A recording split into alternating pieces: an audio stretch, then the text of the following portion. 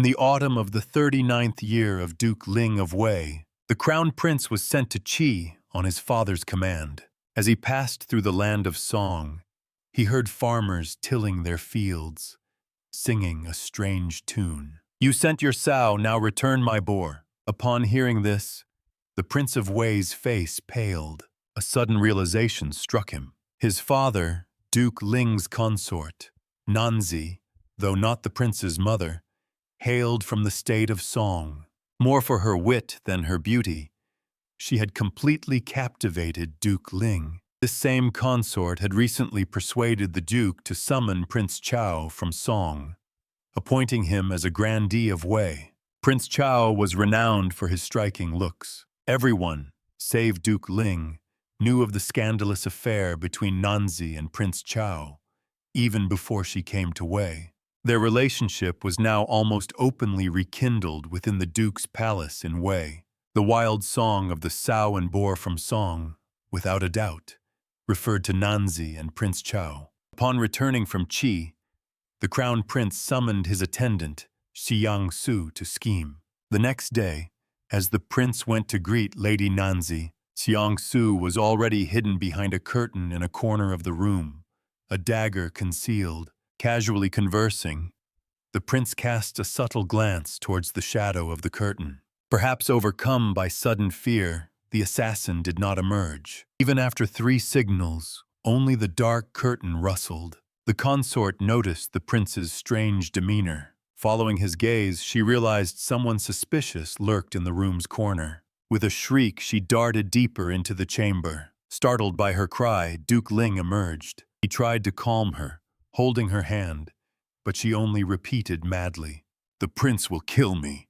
The prince will kill me!" Duke Ling summoned his soldiers, intending to strike down the prince. By then, both the prince and the assassin had long fled far from the capital. The prince, having first fled to Song, then to Jin, recounted his tale to everyone he met. He claimed his righteous act of slaying the adulteress had failed due to a cowardly fool's betrayal. Xiang Su, who had also fled Wei, heard these words and retorted, "Preposterous! It was I who was almost betrayed by the prince. The prince threatened me, trying to force me to kill his stepmother. If I hadn't agreed, I surely would have been killed. And if I had successfully killed the consort, the blame would surely have been thrust upon me. My agreement, and subsequent failure to act, was the result of profound foresight." At that time, Jin was struggling with the rebellion of the Fan and Zhonghang clans. The states of Qi and Wei were supporting the rebels, making it difficult to resolve. The Prince of Wei, now in Jin, sought refuge with Zhao Jianzi, the pillar of that state. Zhao's generous treatment was nothing but an attempt to challenge the current anti-Jin Duke of Wei by raising this prince to power. Generous as it was, it differed from his former status in his homeland. After spending 3 lonely years in Zhang, a mountainous capital vastly different from the endless plains of Wei, the prince heard from afar the news of his father, the Duke of Wei's death. Rumor had it that in Wei, without its crown prince, they had reluctantly enthroned his son, Zhe.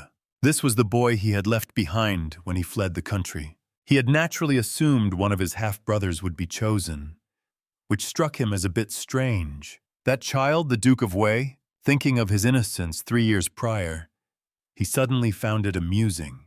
It seemed there would be no trouble for him to return home at once and become the Duke of Wei. The exiled prince, supported by Zhao Jianzi's army, crossed the Yellow River triumphantly. At last, the land of Wei lay before them. When they reached the territory of Qi, however, he realized they could not advance a single step further east.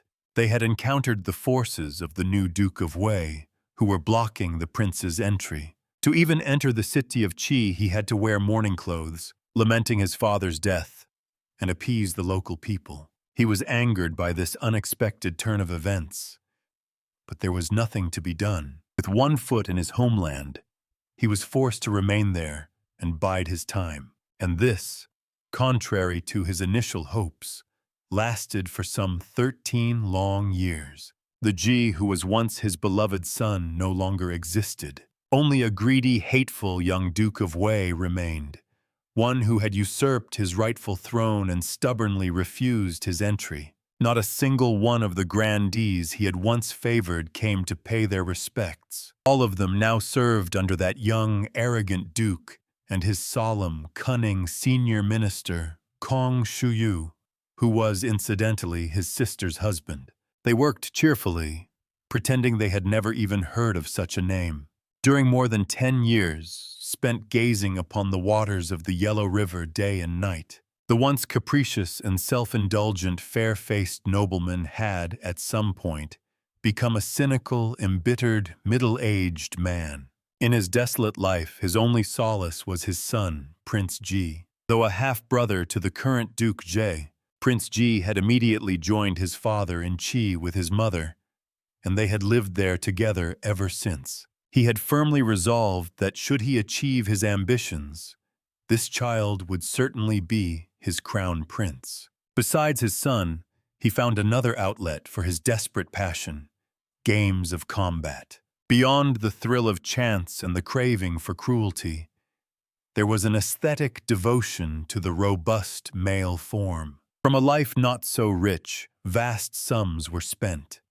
Grand stables lined up, housing beautifully strong companions. After Kong Shuyu passed, his widow and elder sister, Bohime, began wielding power, using her son's empty vessel as a shield. Slowly, the atmosphere in the capital of Wei began to shift, favoring the exiled prince. Her lover, Hun Liangfu, served as an envoy.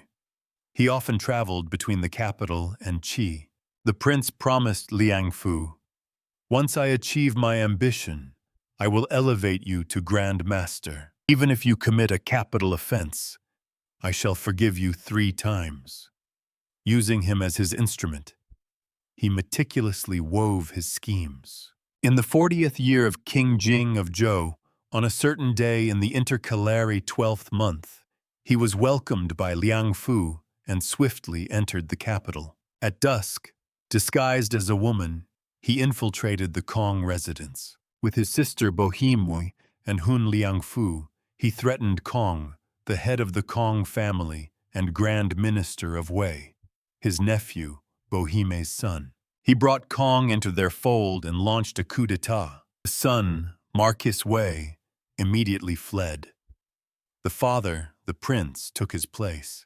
This was Duke Zhuang of Wei. It had been precisely 17 years since he was driven from the country by Nanzi. What Duke Zhuang first sought upon ascending the throne was neither diplomatic adjustments nor domestic reforms. It was, in truth, compensation for his squandered past. Or perhaps it was vengeance against it. Pleasures denied in times of hardship now demanded swift and complete fulfillment. They needed to be sated, fully and without delay. The pride that had miserably bowed during his misfortune must now swell with sudden arrogance. To those who oppressed him in his bitter days, the ultimate penalty.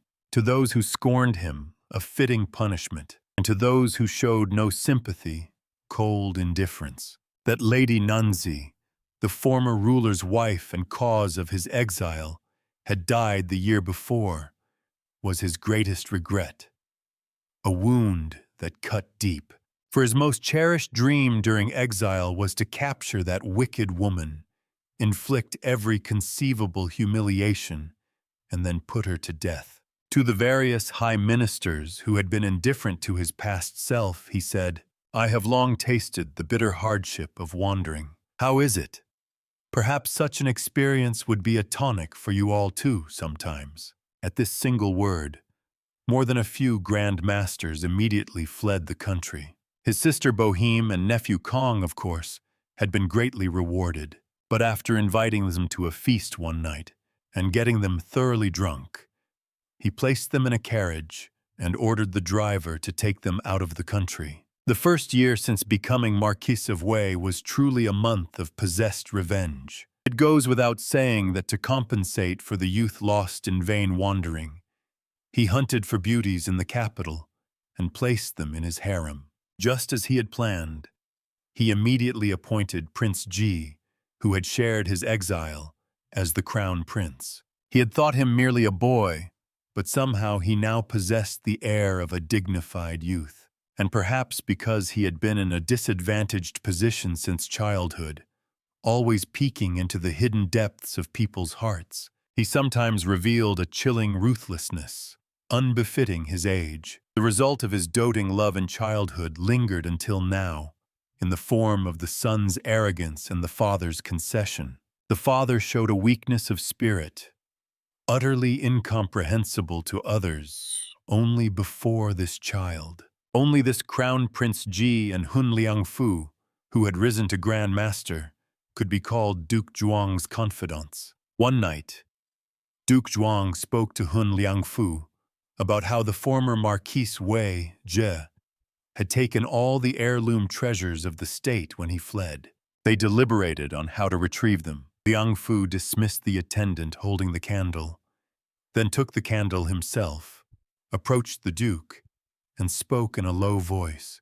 The former Marquis Wei, now in exile, and the current Crown Prince are both your sons. Their occupying the throne before you, their father and lord, was not from their true heart. Why not, at this juncture, recall the former Marquis Wei?